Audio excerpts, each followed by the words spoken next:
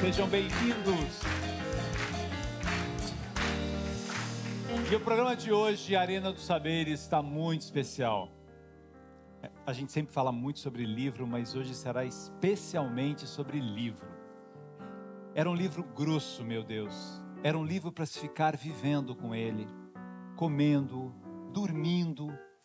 Foi assim que a pequena personagem de um conto de Clarice Lispector traduziu sua felicidade clandestina diante do livro Reinações de Narizinho, que a filha do livreiro segurava.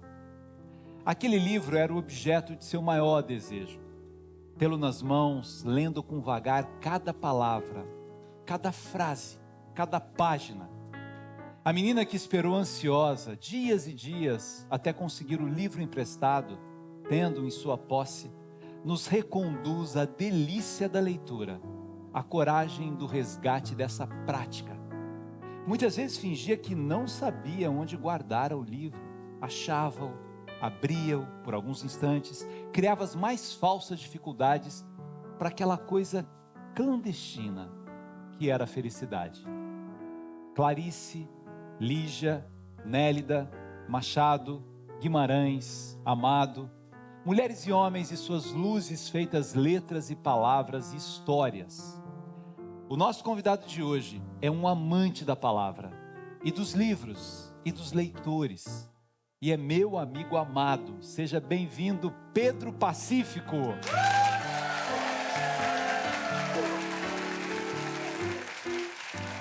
E no terceiro sinal, um filme delicado e poético que fala de amor, tempo, espera, ambientado às margens do Rio São Francisco, Cordel do Amor Sem Fim. E para falar dessa obra, com alegria recebemos esse casal em que arte e amor caminham de mãos dadas. Sejam muito bem-vindos o ator e diretor Daniel Alvim e a atriz e produtora Helena Ranaldi.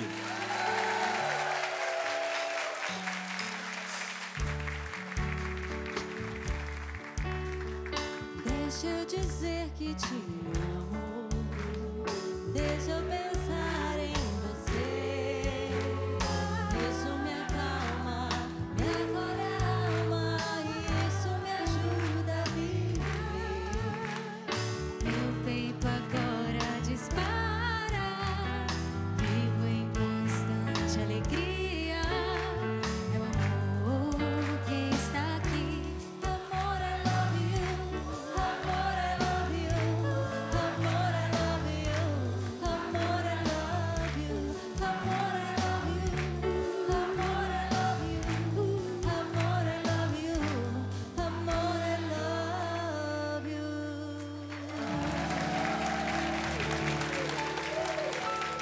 Estamos aqui diretamente desse teatro lindo do Sesc de Copacabana, esse teatro de arena, nessa parceria do Sesc Rio de Janeiro com a TV Cultura, que leva livros, peças de teatro, pessoas muito interessantes para você. E eu vou te dizer uma coisa, eu sou seu fã, Pedro. E eu sou seu fã.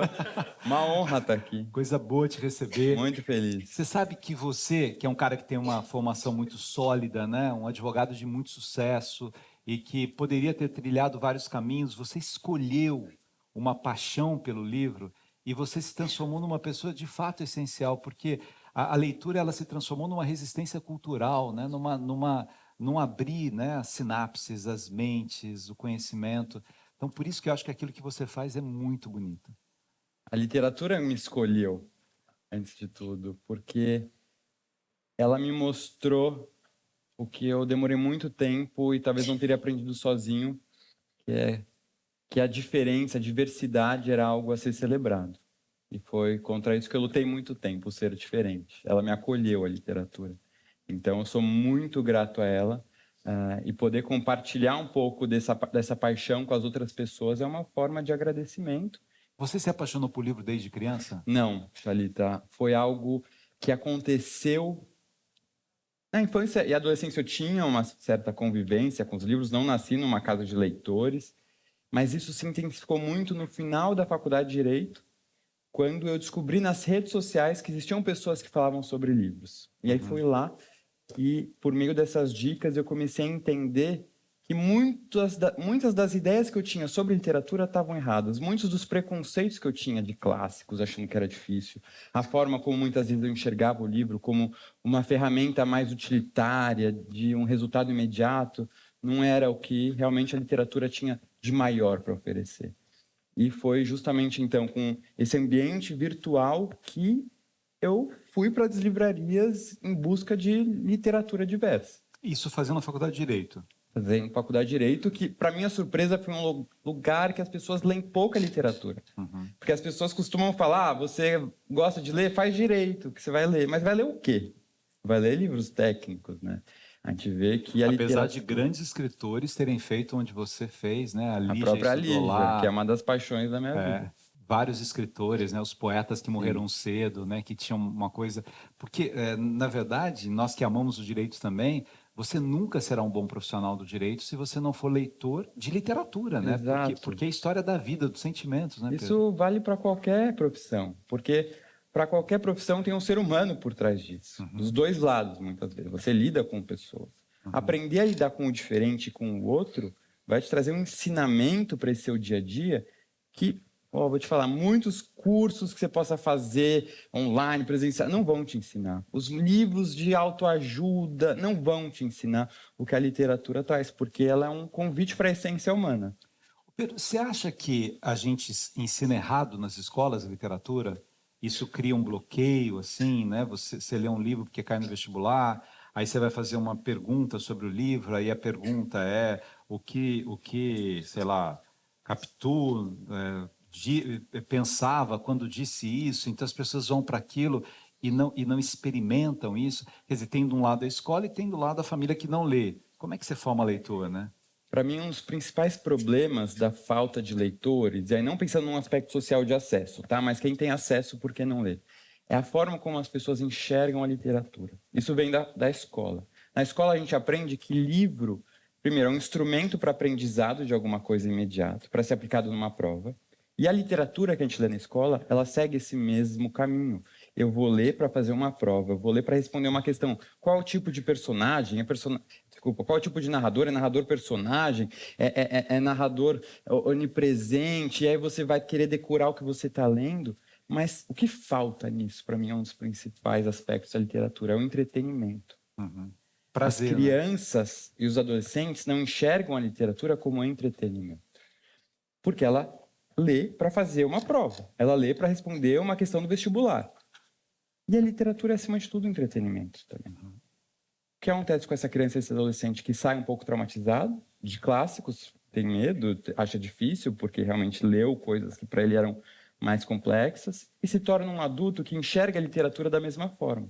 E o que ela vai buscar na literatura? Esse aprendizado imediato. E qual é a consequência disso?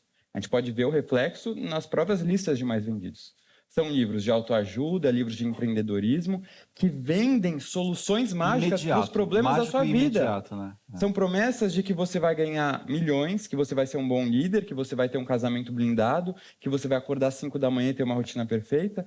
Infelizmente, a verdade é que esses livros não trazem essas soluções mágicas, né?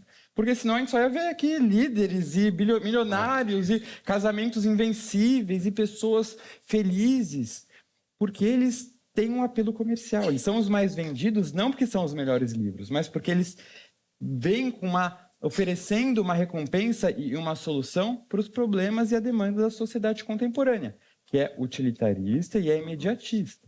Então, quando as pessoas deixam de enxergar a literatura como entretenimento, elas vão para essa leitura unicamente. Porque elas enxergam na literatura perda de tempo. O que eu vou aprender com a história de um personagem que não existe? Nada. Com na poema. Cabeça dela. Com um poema, eu vou ler então, um poeta para quê? Né? Para quê? O para quê, ele pega muito no leitor que ainda não foi picado pela literatura. Então, para mim, acho que a chave, né, para a gente conseguir trazer mais leitores é, desde a infância, e aí na escola você vai ter que ter a leitura de vestibular, mas vamos ter um momento da leitura por prazer, né, por entretenimento. A gente lê o clássico para o vestibular, mas cada um escolhe um livro, ou a gente escolhe um mês um livro diferente para conversar sobre ele sem pensar na prova.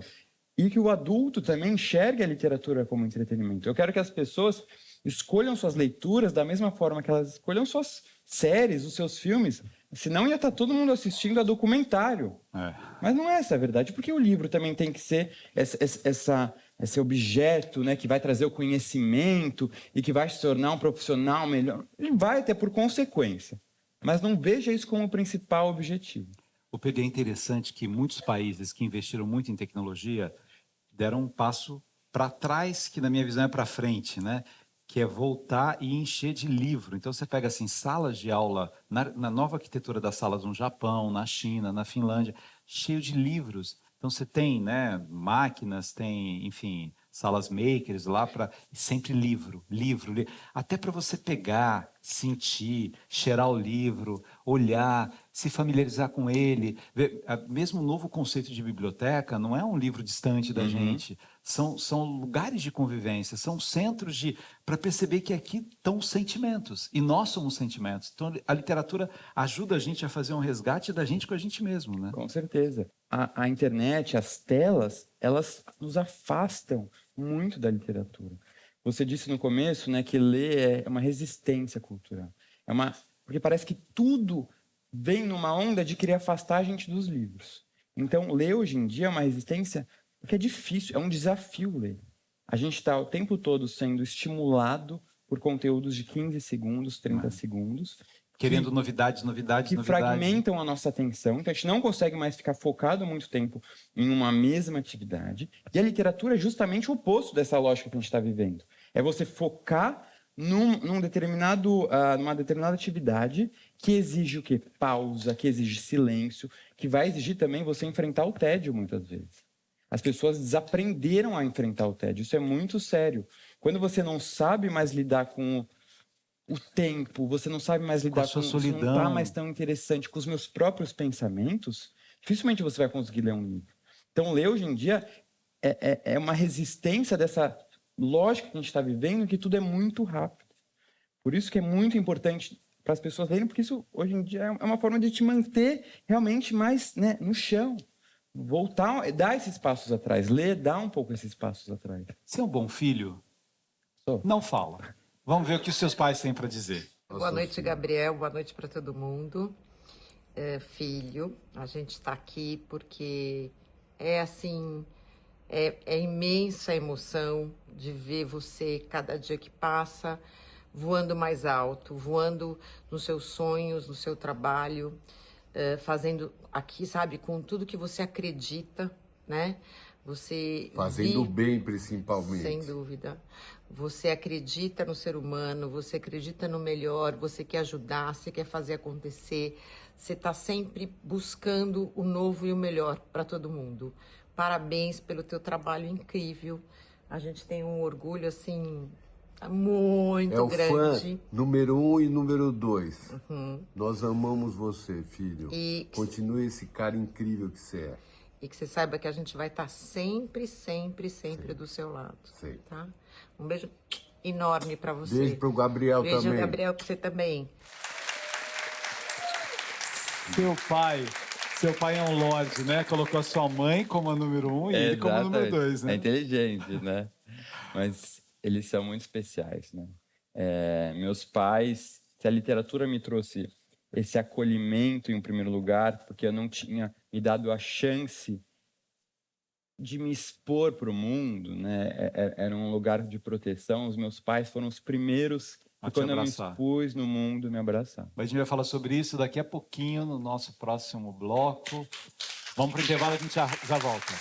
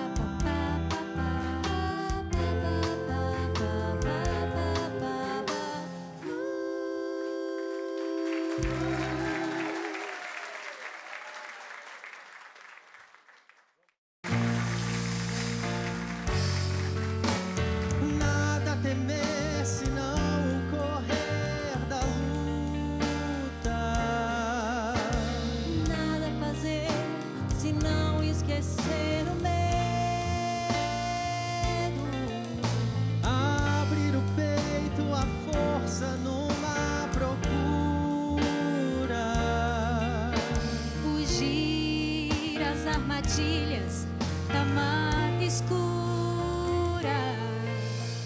Longe se vai sonhando demais, mas onde se chega assim? Vou descobrir o que me faz sentir. Eu, caçador de mim. Olha que coral maravilhoso!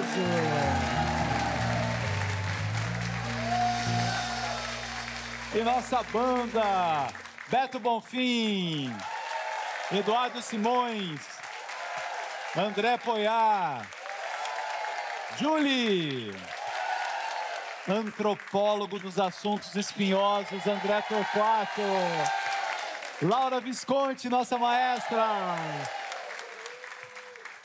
E olha, esse é o programa de TV aberta brasileira que mais divulga livros. Toda semana a gente divulga um livro aqui, porque a gente acredita profundamente nisso e acredita até nessas relações afetivas, de pais lendo para os filhos, contando histórias. E o livro de hoje é o livro do nosso entrevistado, do Pedro. E eu vou dizer uma coisa para vocês, esse livro é lindo, porque ele faz um diálogo de duas coisas essenciais, dos sentimentos que vêm na literatura e da autenticidade do conhecimento dele próprio. É um livro corajoso, em que ele compartilha um pouco a vida dele. Vale muito a pena ler esse livro. Eu era fã dele, quando eu li o livro, fiquei... Como é mais que fã? O que seria mais que fã? Super fã. Super fã, super fã. Por que você quis contar a sua história aqui? Porque eu sentia, na minha adolescência, na minha infância, eu sentia falta de uma representatividade do que eu poderia ser e do que eu achei por muitos anos que eu nunca seria, que era eu por inteiro. Uhum. A partir do momento que eu entendo que eu era diferente, né? Já na infância, quando você percebe que talvez um gesto, um comportamento, uma fala começam a atrair a atenção das pessoas e dizer, não, vai por esse caminho, não vai por esse. Né? Que a diferença não era a bem-vinda, você tenta se encaixar num padrão. E aí, quando eu pensava, então, será que eu vou ter que viver a vida inteira tentando me encaixar nesse padrão que não reflete realmente quem eu sou? Eu tentava olhar para fora e ver, se eu tentar enfrentar e ter coragem para seguir quem eu sou, em quem eu me espelho? E eu não via muito isso, né? Eu não via outras histórias. Eu sofri de forma muito solitária. E eu queria evitar, talvez, que as pessoas continuassem sofrendo de forma solitária. Porque quando você compartilha uma vivência, a literatura é prova disso, quando você acha que está... E até na epígrafe eu trago uma frase de James Baldwin, que é justamente isso. Você acha que você está sozinho no seu sofrimento, até que você abre um livro e lê. E a literatura me ensinou isso. E aí misturar a maneira de você conversar isso com seus pais, com os livros... E depois a ideia, assim, de repente você faz, né, uma plataforma, né, você tem um Instagram fortíssimo, livro, as pessoas primeiro falam assim, isso não vai fazer sucesso, não vai dar certo, né? Porque você coloca, você tem o Clube do Livro também agora, mas você coloca alguns autores mais complexos, mais difíceis, brinca com isso, coloca, né, o seu cachorro junto, coloca o seu pai fazendo propaganda, colocando... De repente você transformou tudo isso numa alegria, né? De dizer da sua vida, de contar um pouco da sua vida e, ao mesmo tempo, de compartilhar o que os livros acrescentaram na sua vida. Uhum. A literatura, né, tem uma visão de intelectualidade muito forte que acaba afastando as pessoas da leitura. Quando eu crio uma rede social, e eu fui percebendo isso aos poucos, que tem como objetivo estimular e incentivar o outro a ler, aquela pessoa que não lê, eu tive a certeza de que a premissa do meu trabalho ia ser, eu nunca vou criar um conteúdo que gere a sensação de que literatura não é para mim, na outra pessoa. Eu quero que quem chegue na minha rede social saiba que, tudo que você quiser aprender lá comigo, a gente vai aprender juntos. Não tem nada que você já precisava saber antes de entrar aqui. Porque esse meio intelectual, esse meio mais acadêmico, ele pode ser segregador. E arrogante, E arrogante. Você nunca leu isso ainda? Você não conhece esse autor? Então, quando eu vou falar de qualquer autor, se eu for falar né, eu estou vendo aqui Bell Hooks, não sei se já deu um spoiler. Mas eu não vou chegar e falar assim, você nunca... Vocês conhecem, né, Bell Hooks? Aqui, Não, você sabe o que é Bell Hooks? Bell Hooks é... Os livros dela mais famosos são esses, o que eles abordam. Eu vou sempre tentar trazer as pessoas. Porque, como eu disse, tudo tende a nos afastar da literatura. Seja a tecnologia, ou seja até mesmo esse ambiente acadêmico, esse ambiente intelectual. Eu quero mostrar, qualquer pessoa pode falar de livro. A gente não pode ter medo de dar nossa opinião. Não tem certo ou errado quando o assunto é a minha experiência com a leitura. Eu tento passar muito isso. E, ao mesmo tempo, quando você está na rede social, não adianta só ficar postando uma foto de um livro e tchau. As pessoas querem ver quem é o leitor, né? Querem se identificar com aquilo. Então, vem essa ideia também de trazer a minha própria vida junto. Desde as minhas cachorras maravilhosas, Maria de Lourdes e Maria de Fátima.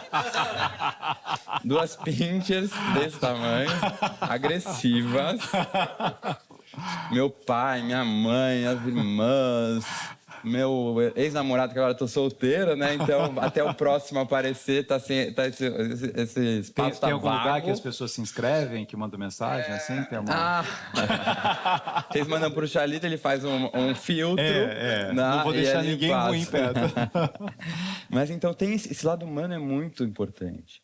E eu vou te falar, quando meus pais aparecem, em qualquer algo mais humano aparece, isso cria uma identificação muito forte com as pessoas. Né? É muito legal porque pessoas comentam comigo, né, sobre você, dizendo assim, eu vi o pai dele falando, acho que o pai não lia muito, pelo que eu entendi, começou não sei o quê. Então, aquela pessoa que não lia muito também, porque assim, se alguém fala assim, ei, você lê um livro por dia, lê não sei... então não é para mim. Exato. Aí afasta, né? Mas você fala assim, estou começando a fazer essa experiência e isso é tão essencial, né? Eu tenho informação de professores trabalhando muito com isso, assim, você vai dar Machado de Assis, por exemplo, né? Conta quem foi, né? Exato. O que ele fez, onde é que ele nasceu? Nasceu no Morro do Livramento, a mãe morreu, ele era negro, ele era gago, ele era epilético, ele era manco, ele não conseguiu estudar no começo, vendia doce. Aí você vai humanizando tal. Ele começa a escrever contos sobre escravidão. Aí começa lendo conto primeiro, não precisa chegar, né? E aí vai. Então você tem um diálogo tão legal, assim, né? De humanizar mesmo, que é o que você faz, né, Pedro?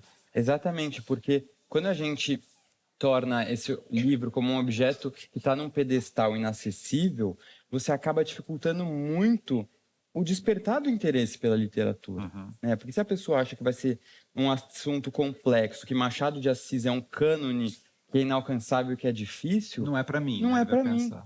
Quando você diz, você começa pelos contos, é algo muito acessível, que traz temas que são ainda extremamente atuais, com os quais você se identifica. Não é à toa que é um clássico. Agora, o André, que é o nosso antropólogo, né, dos assuntos espinhosos e tal, sim, ele gosta muito dos russos, né, da literatura Tolstói, Dostoiévski, Tolstói. Gary Paz, sim. Olha. Meu filho, tá pensando, você chega aqui, eu já cortei, já era. Já chega. E André, agora falando sério, a experiência do ator com o livro também é essencial, né? Essencial, sim. A gente precisa estar... Porque é isso, como fala de sentimento, né? A literatura fala de sentimento do ser humano, a gente precisa estar em contato com isso, porque a gente também está colocando o sentimento e o ser humano no palco para o público maravilhoso assistir. É muito especial esse menino, né? É muito especial. Ele, num outro programa aqui... Pedro, você ia ficar estupefacto, é a palavra, estupefacto, porque ele deu uma aula pra gente de Victor Hugo. Olha. Eu fiquei bobo de saber os seus conhecimentos sobre Os Miseráveis. Tá vendo? Pede mais um. Mas eu acho que esse elemento, e é interessante, né, quando a gente olha para a educação, né, Pedro? As crianças, às vezes, tinham essa coisa bonita da contação de história, que a tela atrapalhou e agora voltou. Aí você tinha um espaço dessa adolescência que ficava meio vago na beleza desse contato com as histórias. Que, assim, é claro que a tela é importante, mas tanto o livro quanto a contação de história, ela desenvolve uma capacidade imagética que a tela não desenvolve, que na tela você está vendo tudo, no livro você está ouvindo ou lendo. Então, esta personagem que para você é de um jeito, para outra pessoa é de outro jeito, porque ela não está vendo aquela personagem. Totalmente. Então, você destrava uma coisa bonita na nossa mente. Né? E você exercita, né, a criatividade, você exercita habilidades sociais, né, e também de função cognitiva muito importante.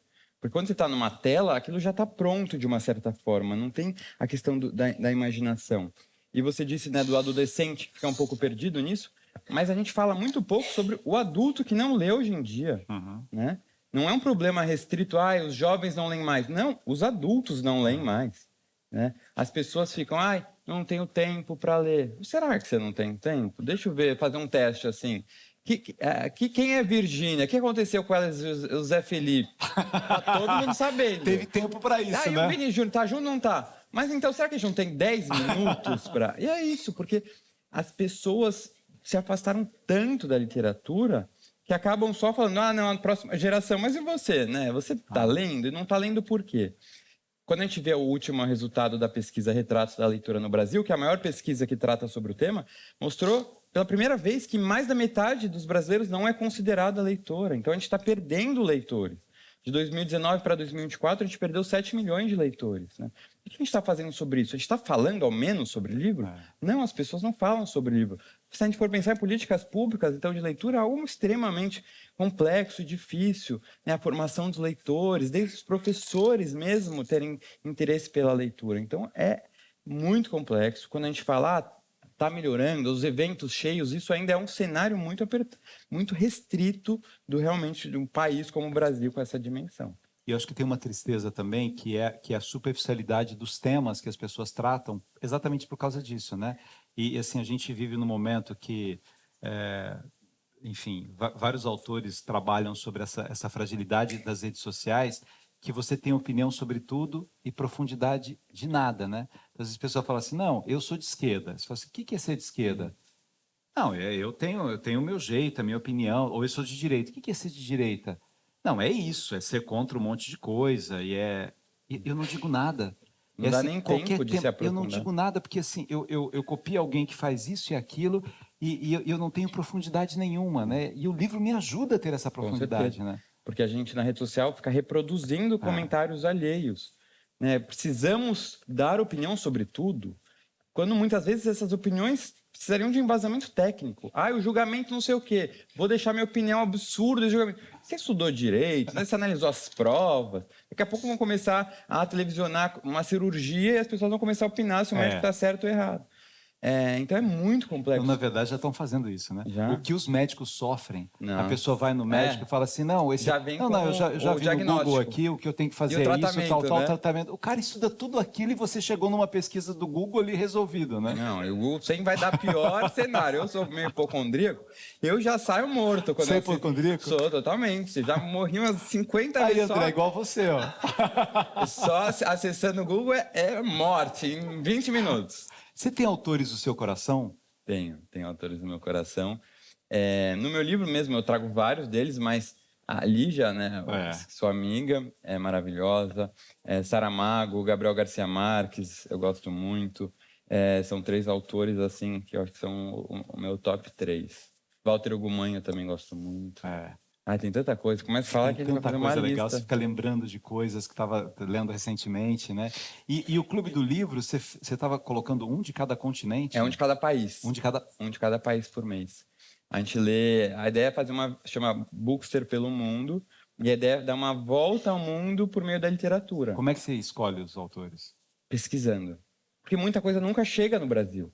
Então, só para você ter uma ideia, para o ano que vem a gente vai trazer a primeira tradução direto do tailandês para o português. Nunca teve nenhum livro traduzido direto do tailandês para o português.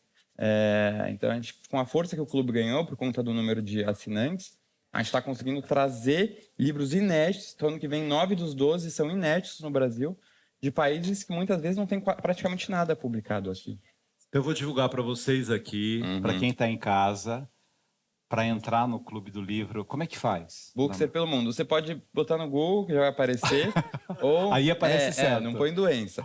E aí, ou você pode entrar no meu linkzinho do Instagram, do Bookster, que você já encontra. Que é só Bookster? É só Bookster. Não é Pedro Bookster? Não, só Bookster. Para pegar lá. André, assina.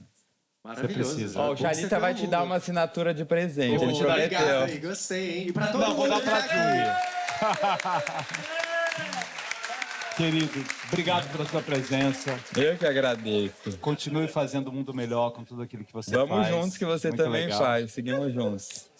E daqui a pouco a gente volta falando de cinema. Quando tá escuro e ninguém te ouve, quando chega a noite Dois desesperados, a um cais de porto, pra quem precisa chegar. Eu tô na lanterna dos afogados, eu tô te esperando, vê se não vai demorar.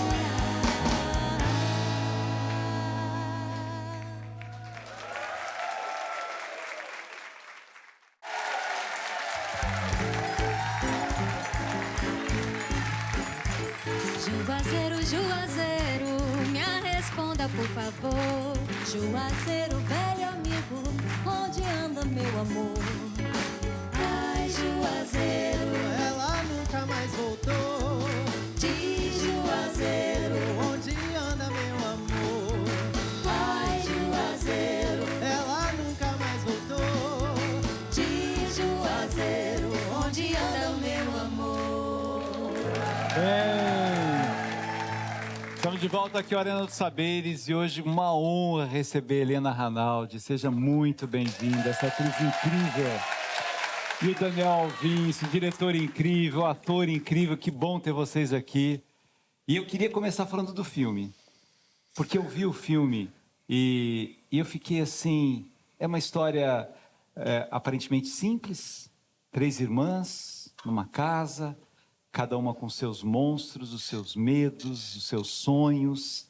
E aí, de uma delicadeza, né? E o filme... Esse diretor é bom, Helena. Ele é muito, Ele é muito bom. Porque você vê a transformação E a primeira da direção casa. no cinema, hein? É a primeira direção de cinema? Mas é Mas é uma lente generosidade, muito né? especial.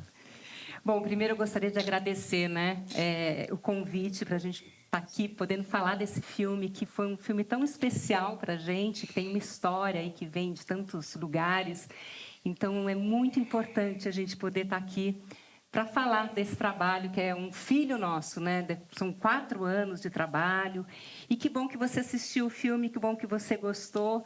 Acho que o Daniel tem muito para falar sobre como é que todo esse projeto começou. Ela já começou te elogiando como diretor. E já joguei para ele. O que é um bom sinal. É minha esposa, viu, gente? Então, também facilita. Mas é uma né? esposa crítica, é uma mulher das artes, E né? é uma excelente atriz, então...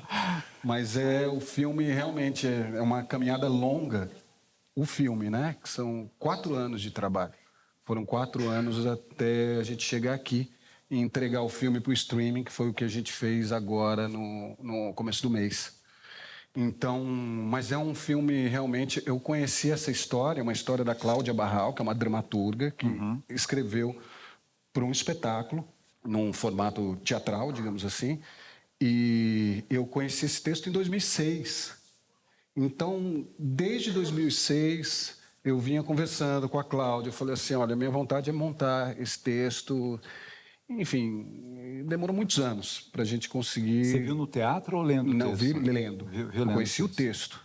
E depois, muitos anos depois, em 2019, a gente fez o espetáculo. Nós produzimos no Sesc. o espetáculo. Nós estreamos no Sesc, em São Paulo. E durante a pandemia, nós estávamos circulando com o espetáculo. E o Sesc nos convidou novamente para fazer a primeira transmissão ao vivo.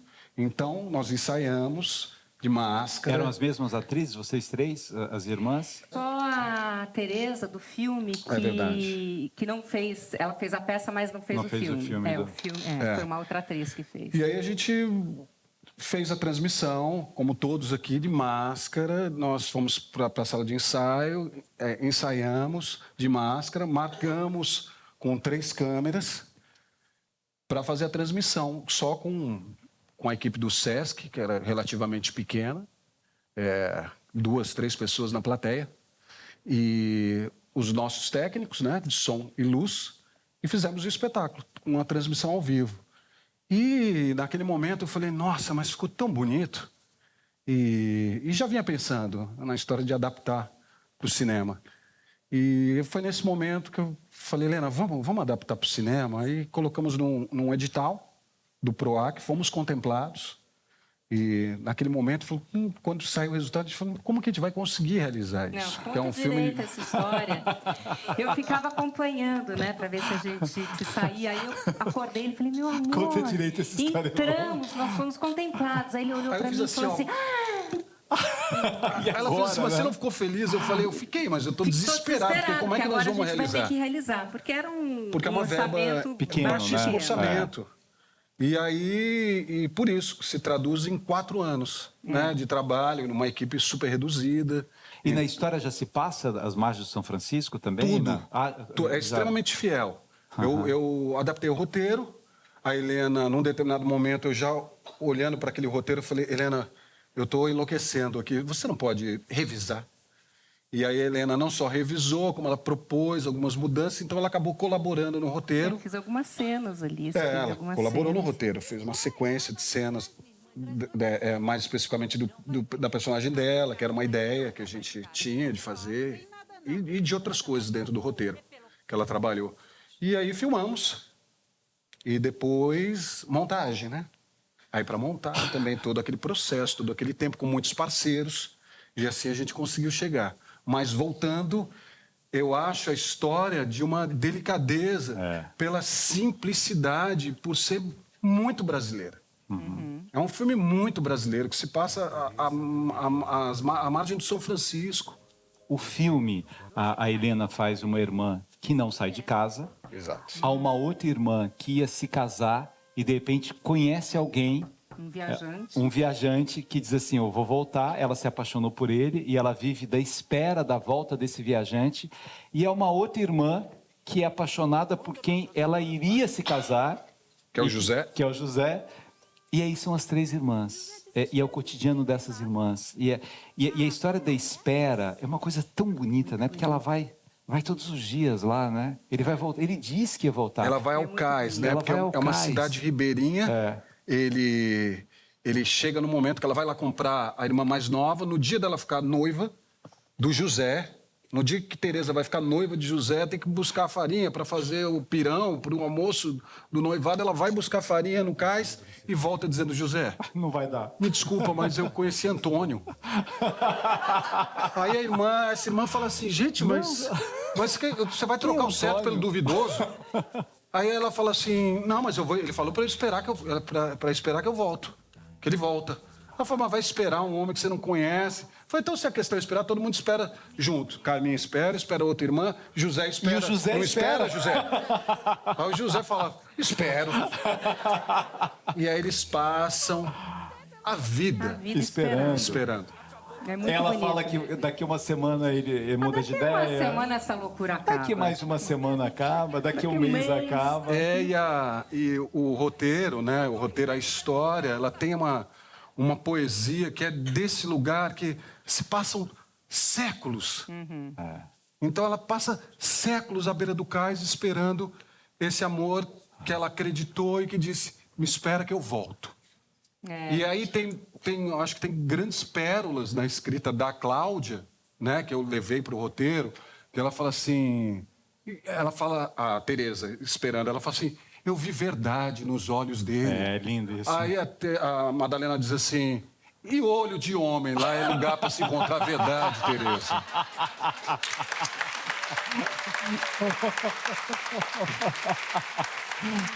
Na história da Cláudia, no roteiro.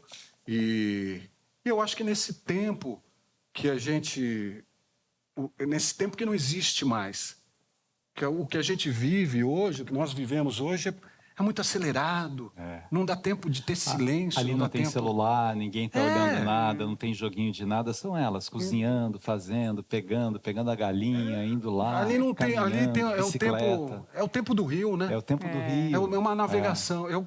A gente costumou a tratar tanto o texto do espetáculo quanto o roteiro do filme, como a gente sempre convidou as pessoas a entrar naquela embarcação, né, e navegar nesse tempo do rio, né, o tempo das águas. Só para complementar uma coisa do filme que eu acho importante falar, né, o nome do filme é Cordel do Amor Sem Fim e, logicamente, a gente está falando desse amor da Teresa pelo Antônio, né?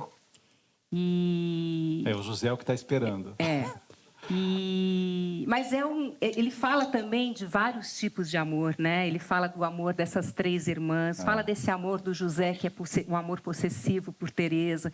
Então é bonito também a gente enxergar, né, as formas de amar dentro desse filme, né? E tem uma frase que eu sempre gosto de repetir, que eu acho a coisa mais linda que a minha personagem fala, o narrador fala, né, que a Madalena acaba não contando para Teresa. Eu não vou falar o quê para também não dar spoiler.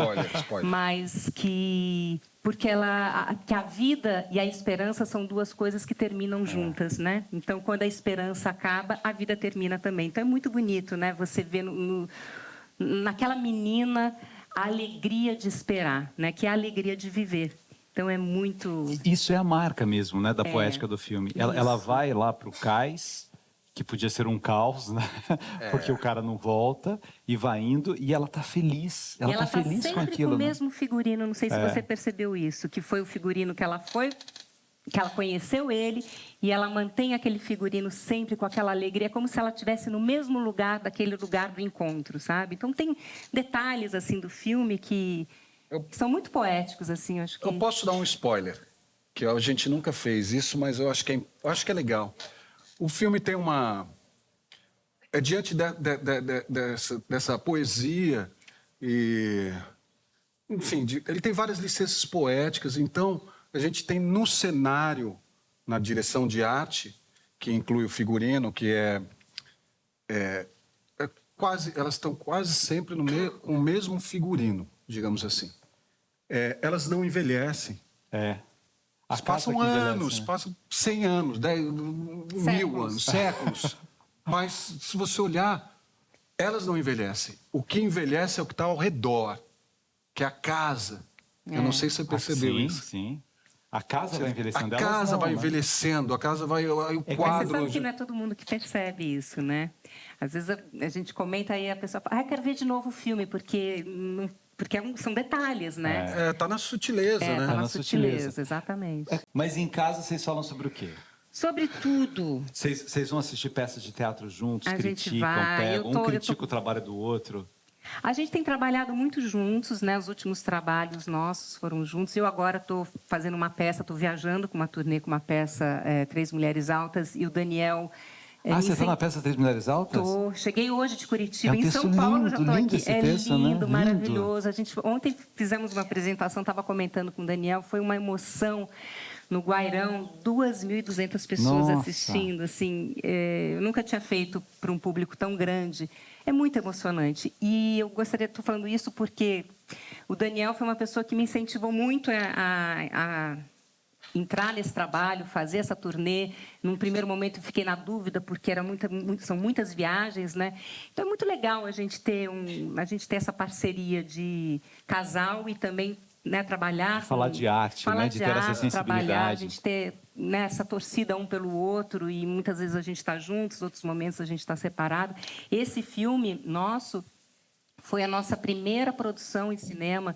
Eu tinha muita experiência em televisão, por novelas e tudo mais, Daniel também, mas a gente, né, viu o que acontecia ali num set, acompanhando, mas ali, quando a gente tomou frente de fazer o filme acontecer...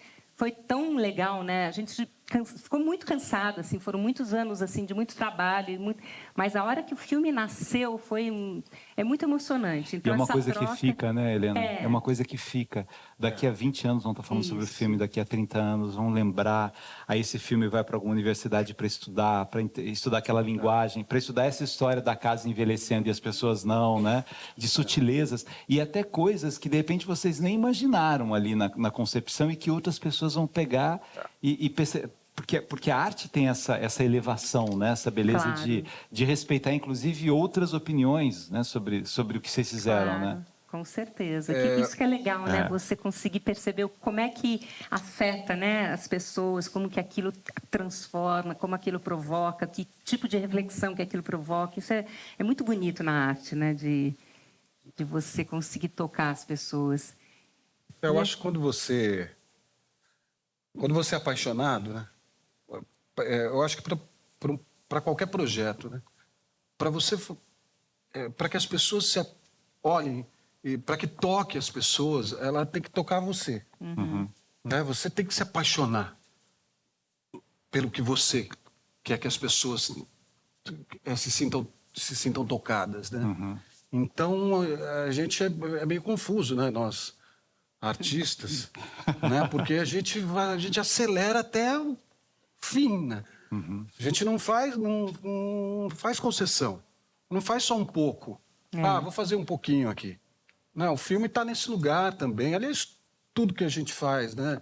Eu acho que a gente tem que fazer com prazer, né? Porque é um prazer dever, né? Você tem o dever de ofício e o prazer daquilo também, né? Porque é muito difícil, né? É muito difícil, é muito... Coube o orçamento? Não. Impossível, né? Não cabe. Orçamento não cabe, gente. Mas difícil. a gente deu um jeito, né? Não, a gente deu um jeito porque a gente teve parceiros. Nós tivemos parceiros. Muitas funções. Acumulamos muitas funções. Então você não está só fazendo, dirigindo. Você está dirigindo, você está produzindo, você já pintou a casa junto, fez um mutirão para pintar a casa, porque você não tinha condições de contratar uma equipe para pintar a casa inteira. Né? Tem um parceiro que fez o telhado da casa, porque ele fez era uma locação que, a princípio, você não teria como filmar ali dentro, porque chovia. Então, ele fez um telhado, um paliativo, digamos assim. Então, eu estava ali na escada. Toma o martelo, toma o prego, né? Ao invés de estar em casa estudando para o filme. Isso eu já tinha feito. Né? Mas eu tinha que subir lá, toma o prego, aqui, ó. Entrega o prego, entrega o martelo. Aí tem uma passagem interessante, porque tem um corredor na casa, e essa casa, ao contrário da maioria, as janelas não abriam para fora, elas abriam para dentro. Então a câmera vai passar com a janela aberta, gente, no corredor?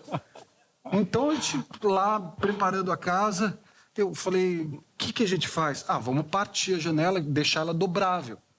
Então as janelas abriam assim, e depois elas dobravam, e aí sim, elas encostavam e a gente conseguia passar com a câmera. Mas até isso é legal, né? Isso tem história. Super. Essas dificuldades todas viram uma construção, mas você participa, né, de todo o processo. Então não estou dirigindo ou estou atuando. Não, eu estava atuando e eu cuidei muito da parte também de... Figurino? Figurino, mas... Figurino não, a gente teve uma figurinista, mas ela não pôde... A gente não tinha como ter ela no set, por questões financeiras, então eu que acompanhava toda essa parte no set, mas eu fiz praticamente a continuidade do filme. Então eu estava em cena, olhando que o copo... Aí quando vamos voltar, eu pegava o copo... Uma loucura, assim, sabe? A gente fala, parece que não é isso, mas foi o filme todo, assim. Eu dirigi, fui motorista, né? E assim foi também, várias funções. E é muito bonito, assim, eu gosto de falar sobre isso, porque... Eu acho que agrega um valor importante ao resultado do filme, coletivo, sabe? Né? É o coletivo, exatamente. A gente tinha o diretor de arte, mas a produção de arte, nós que fizemos, né? Então, a Helena muito mais do que eu, inclusive. Mas o que acontecia? Na direção de arte, aqui nessa casa... janela para ela fazer a continuação da... Mas nessa casa a gente tem um sofá aqui, a gente tem um móvel aqui, a gente tem uma geladeira aqui... Então, essa é a disposição da casa, correto? Com direção de arte. Falei, correto, então vamos nessa. Agora precisa do sofá, agora precisa da geladeira, agora precisa... Ok. Como a gente não tinha a verba para falar, olha, vou alugar uma geladeira da década de 60, sei lá, né? Ou um sofá Art Nouveau, que era, sei lá, que a direção de arte definiu junto com a gente. Tem as referências do tem as referências, e aí o que acontece? Um dia, a gente atrás de um sofá verde. Sofá verde, gente. E tinha que ter um desenho mais... Tinha um desenho, o sofá. Aí entramos no café da... Você estava comigo? Estava.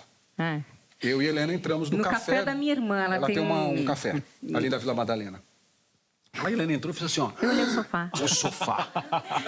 Eu falei, o sofá. O sofá que a gente precisa. Esse o sofá. Foto, manda pro diretor de arte. Ele falou, é esse o sofá.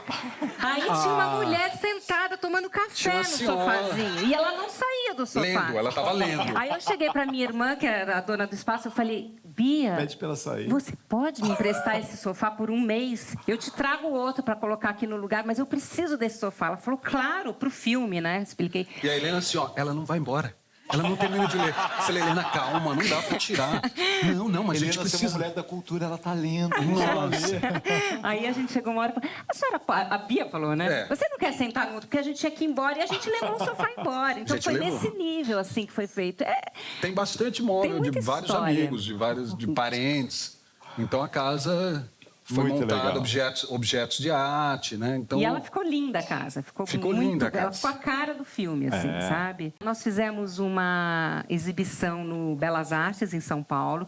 E no dia seguinte, o filme entrou para o streaming, à la carte, que é um streaming lá do Cine Belas Artes de São Paulo. Então ele está então a gente fez um lançamento no cinema para entrar no streaming. Na verdade, a gente fez uma exibição para ele entrar no streaming. Porque é muito legal a gente ver uma produção com essa qualidade de texto, de interpretação, de direção e com esse poema, né? O mundo está tão acelerado, o filme é quase que uma desaceleração. É uma coisa que um filósofo sul-coreano que mora na Alemanha, chamado Byung-Chul Han, fala, né?